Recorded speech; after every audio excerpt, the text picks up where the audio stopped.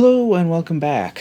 So, in a previous video, one of my first videos, in fact, talking about blogging and video, or vlogging, video, etc., I brought up the topic of workflow, talking about workflow and how, in my experience, workflow is something you really had to just kind of figure out for yourself. Like you can look at what other people have done, you can listen to what other people say to try or do, but when push comes to shove, everybody's thought process is a little bit different, and workflow is one of those things. How you organize, store, shoot, all that stuff is one of those things where your thought process is going to influence what you have to do. And so this video is a little bit on an aspect of workflow because I want to talk today about storage. So, as a photographer, storage was absolutely not a problem for me. There was like not. I just didn't produce enough data. I might produce 10,000 pictures or so a year, and after edits and getting rid of the really problematic ones, it might drop down to maybe 8,000 or 5,000 or something like that. And for years, I went along on 2 terabyte hard drives. That was all I needed. That was more than enough space for what I needed for my photography. Now, it's gotten a little bit more problematic in recent years where we've gotten 30, 40, 50, 60 megapixel cameras, and so that's the file sizes have gotten bigger. My first cameras were 10 megapixels. Now they're 30 megapixels, and the files are 3 times larger, and so I have basically a commensurate change in storage capacity. Video is not stills. I constantly am looking at video like cinema camera type specs and specifications, and for example, I have been looking to sort of migrate away from using my DSLRs as video cameras. I would like something that doesn't have a 30-minute record limit. I would like something that has better built-in video functionality and features. And one of the cameras that I was looking at is the Blackmagic Pocket Cinema cameras, because they're compact and they're not tremendously expensive and they're quite capable. And the problem I realized in looking at those cameras is they shoot either Blackmagic RAW or ProRes, both of which are full-on professional quality video codecs, and formats, and I'm not going to say anything negative about them because I would love to be shooting in RAW or ProRes just as a matter of course, but I don't have a place to put the data. I cannot put the data somewhere. Canon was blasted for the fact that the 4K video on the 5D Mark IV was 500 megabit motion JPEG. Well, ProRes for 4K video is 500 megabit. The 1080p video is at least 100 megabit, if not 200 megabit. And so all of this comes down to is you generate a ton of data. For a 500 megabit, I think it's about 128 gigabytes gets you about 30 minutes of record time. You got to put that somewhere. And now, let me sort of rewind a second. My background before I got into doing photography was I was an IT consultant. I did computer work for people, and when I was in high school, computers were a big interest of mine. In fact, I went to college for computer engineering and got a degree in that before I got into photography. The joke I make is that I went to college, got a degree in computer engineering, realized I hated computers, got into photography, and then realized that it's all computers now. But that background has given me the ability to where I'm comfortable designing, managing, and building, and the whole shoot and match my storage solutions. So I'm not just looking at whatever commercial brand storage is out there and just buying something off the shelf and hoping that it'll work and be reliable and so on and so forth. I've actually designed my storage server. I run ZFS, the file system, which provides guarantees about data integrity. It checksums every block, every file, the whole shoot match.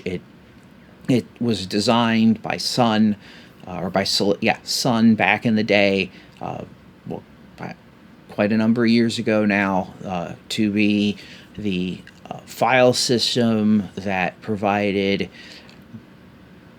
massive, well, I guess you'd call it zettabyte scale or exascale or whatever you want to term you want to put on it, data and data integrity for storage solutions. And I've arrived at this through a number of years through various actual things. For example, I've lost data due to file system issues because the file system couldn't detect silently corrupted data or data that got silently corrupted. I run ECC memory in my storage server, and there's, when you start looking at ZFS discussions online, there's sort of two trains of thought for this. There's you don't need it, and you absolutely must have it. And now, I'm not one to tell anybody else what they absolutely must do or not do with their computer or their data, but I fall into the I absolutely must have it category when it comes to ECC memory, because about 15 years ago, I lost a lot of data to a bad memory stick that was in my computer and my server at the time. I wasn't running ECC, and anytime that data went through that part of RAM, it got corrupted slightly, and in the end, I lost stuff that I couldn't recover, and the backups weren't a viable. Still, like, I had backups, but I couldn't recover anything from the backups because it had gotten corrupted when it went to the backups. So, for me, that's a big deal. But ultimately, what it comes down to, sort of from a design perspective for me for storage, is availability. I run my drives in RAID. I want to ensure that I can access the data if a hard drive fails, and that I can keep working for the 24 hours or so that it takes to get a replacement hard drive, and the next, say, 24 hours that it takes to rebuild the mirrors. I have backups. Backups for me are offline. I use disks, but you could easily use tape or something else. But backups are offline. They are unless they're being backed up to, and I actually have two independent backup sets that run on even weeks and odd weeks, because there's always the chance that something gets lost or corrupted or deleted or fails or something, and I'm far more comfortable having multiple redundant layers in my backups than not having that. And the short of this is, from a reasonable standpoint, storage becomes quite expensive for me. Right now I'm sitting on 8 terabytes, and that means I have two 8 terabyte drives in what's equivalent to RAID 1 or mirrored in ZFS. That is in the computer, that's the live drives, and then I have 2 more 8 terabyte drives that are the backups for those drives. And so data sets become a real issue. It's something I have to really think about. In fact, it's one of the reasons that I'm probably one of the few people out there that would vastly prefer cameras that shoot in moderately high bit rate H.264 or H.265 instead of a camera that shoots in what's functionally insanely high bit rate ProRes or even higher bitrate RAW.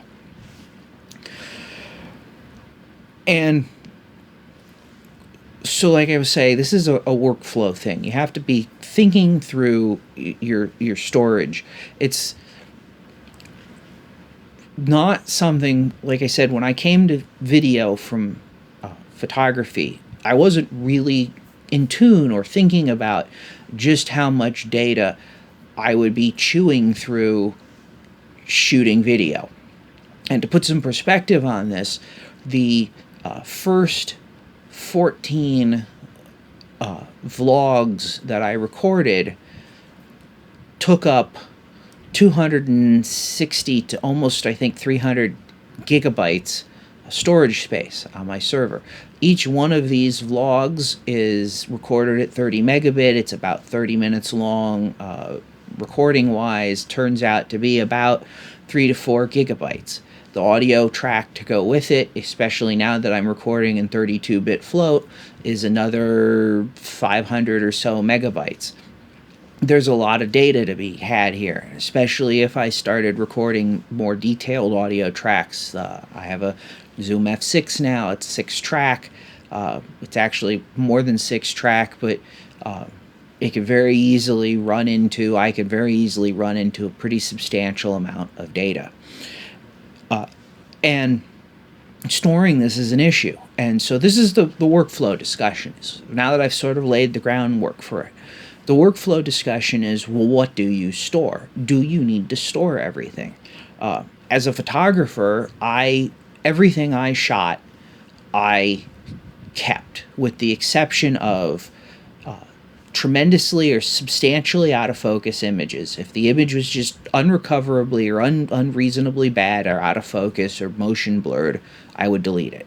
If it was slightly motion blurred, depending on the camera, I might not have to delete it because it might not actually matter when you made a print. But generally, I wanted just the sharp images. I got rid of anything that was, like an accidental shutter release where I had the lens cap on or the camera was pointed down, and as I was walking, I bumped the shutter release. I got rid of that kind of stuff. But everything else I kept. So when I came over to shooting video, that was my thought process as well, is I'll just keep everything, and there's no, I don't, I'll shoot. I mean, I started shooting these vlogs at 100 megabit all-I on my camera because, well, why not? It's the highest quality setting. Shouldn't I use that? Or the highest bit rate, I guess I should say, not necessarily, but anyway, why wouldn't I use that? And then I found out very quickly that if I had to do 2 takes of a 20-minute long vlog, I was looking at 20-ish gigabytes of data that I had to deal with. So I switched to 30 megabit IPB on the camera because, again, it's a vlog. It's not a recording of, say, my grandmother, or for a client that I have to have the absolute highest resolution and image quality. I shoot every one of these vlogs. I make an effort to approach the process the same way that I would approach the process if I was shooting, for a client or for a serious production or whatever, because, as I've said before, you fight the way you've trained, and so you want to make training, which is what I consider these in a large part, you want to do your training the way you want to be fighting, so to speak. So that's what I do. But then the question becomes, what do you do with the data? Do I really need to keep the source data for all of these vlogs? I come off the camera, I end up with a 2 or 3 gigabyte file. I bring it into the computer, I merge the audio tracks, I do, whatever editing I'm going to do, whatever color correcting I might end up doing, which that's a shooting match that I haven't even started down yet, is color correction. But I get into doing that kind of stuff, and then I render out a final video. I compress it, I upload it to YouTube, And what do I really need? Well, I don't personally consider YouTube to be a backup. Uh, yeah, I can go and download the files from YouTube. YouTube will download, as a creator, you can log into your YouTube Studio page and download your videos. But I would rather not rely on YouTube in the event that I want to pull a video back down. It's a waste of bandwidth, which is something that I don't have an unlimited supply of. And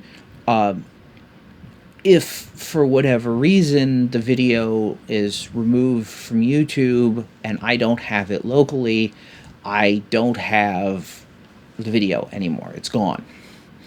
So I don't want to rely on YouTube to be my backup source. So I want to keep a copy. But now the question is, do I need to keep any of the source files?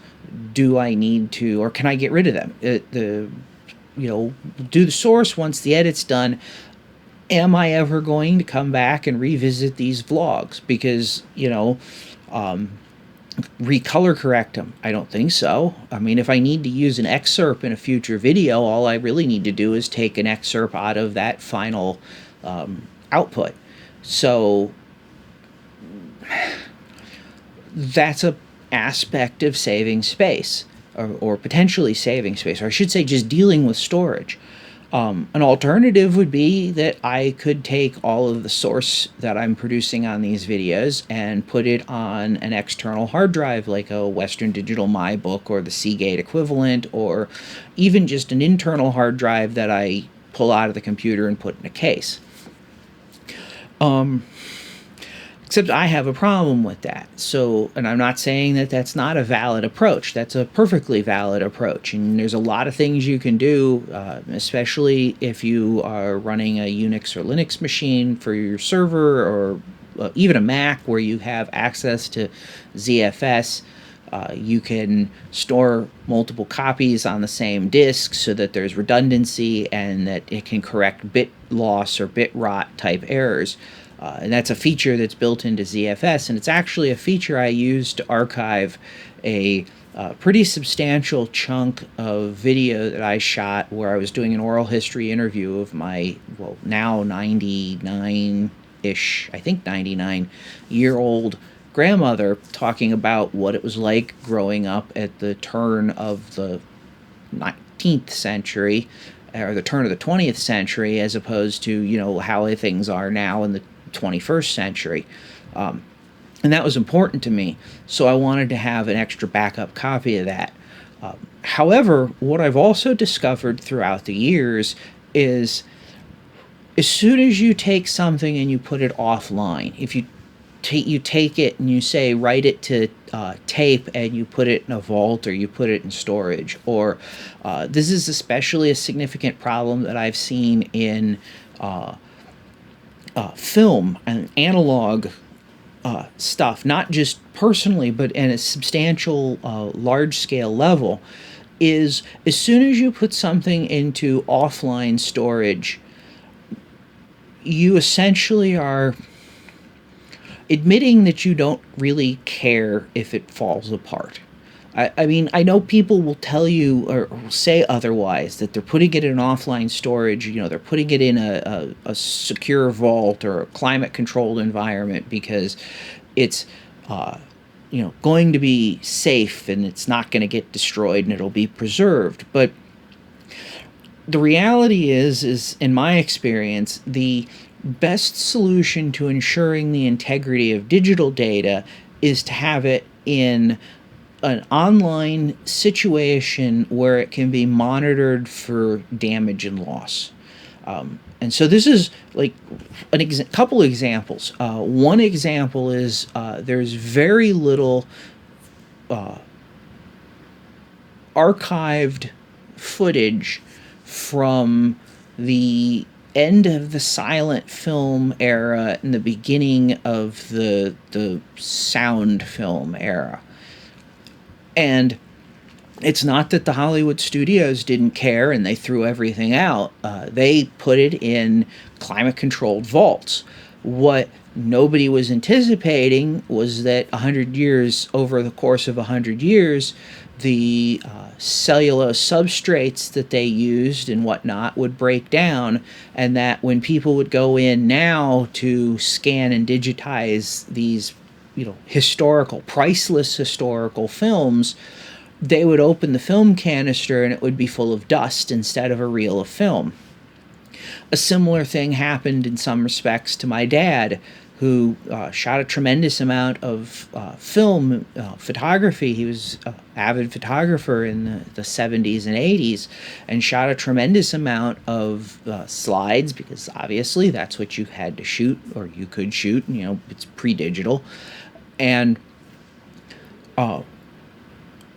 his slides were stored reasonably well. I'm not going to say they were stored at like archival standards, but they were stored in acid-free archival binders in dark boxes that were designed for slide storage, and they were stored in what is essentially a temperature-controlled environment, an air-conditioned house. And that's probably the biggest limitation, is that they weren't stored in like a deep freeze or something like that. But a few years ago, when he went to look at his slides and start maybe scanning some from stuff that he really liked into his computer so that he could have them, as a digital image, he found that almost all of his slides were damaged, that there was cracks or issues in the emulsions, or just issues in general. And he had no way to know this, because over the years that they were stored, they could not easily be actively checked, looked at, and validated.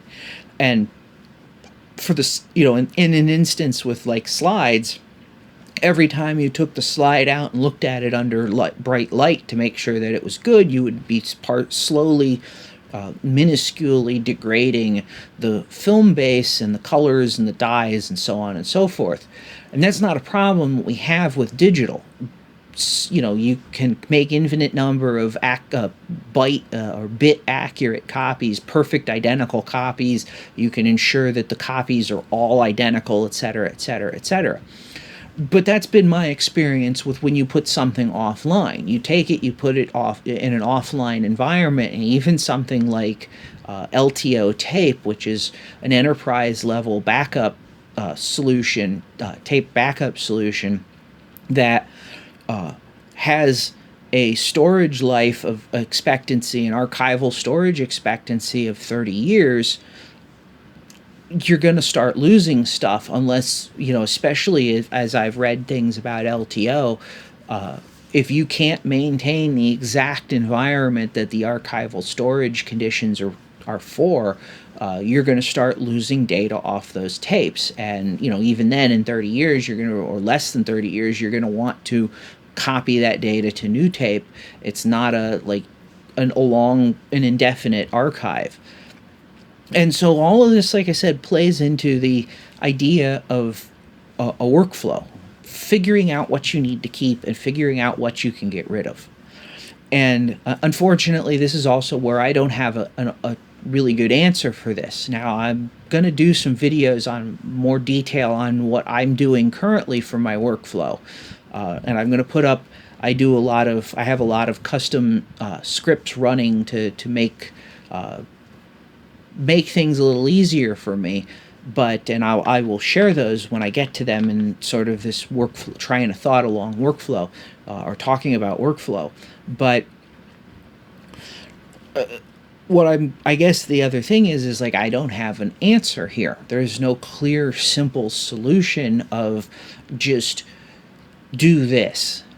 And so I'm in some respects that, like, I want to talk about the challenges, because I'm sure that some people who are going to look at getting into video may not be thinking about storage or archiving their videos, or whether they would want to, need to, or should archive their videos. And I think it's an important thing that you have to at least think about and consider. So with that said, if you've made it this far, thanks for watching. If you found this interesting, please smash the thumbs up. If not, well, you know what to do. And Until next time, thanks. Bye.